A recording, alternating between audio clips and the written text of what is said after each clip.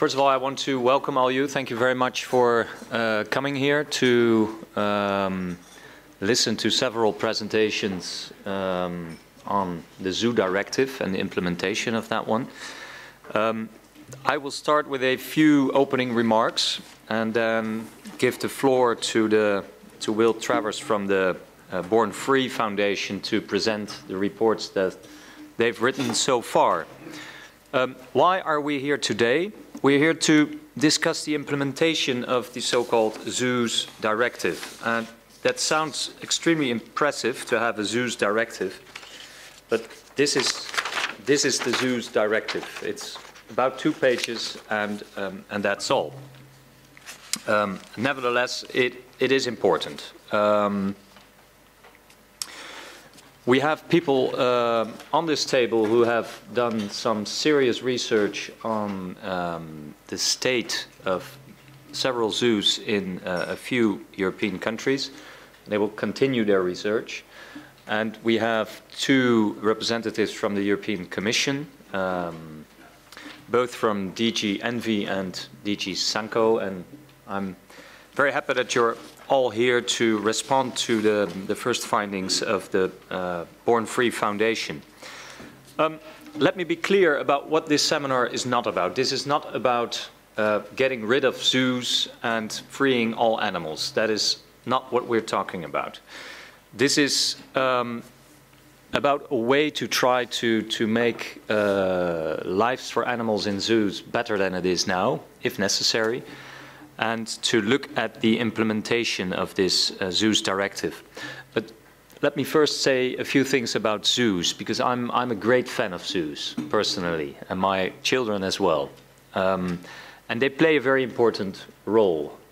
I believe that zoos play a very important role in getting people involved in the whole issue of biodiversity. Children have their first experiences with nature, especially wild nature, through zoos. And I think without that experience, children and later when they become adults will have less feelings for nature than they will have with visits to zoos. So I think that's a very, very, very important reason why we should continue having zoos. The other is education. Many zoos have very good educational programs for schools, children's, etc., etc.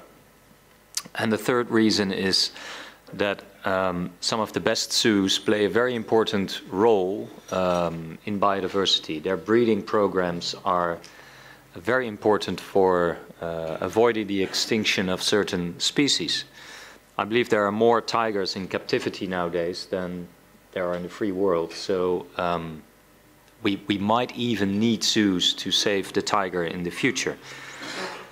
So zoos play a very important role, but that doesn't mean that all zoos are perfect.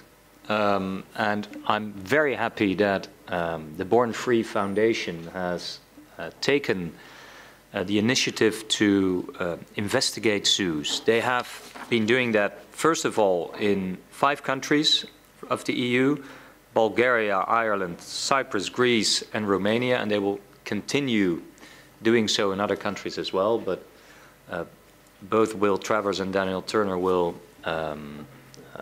respond on that later,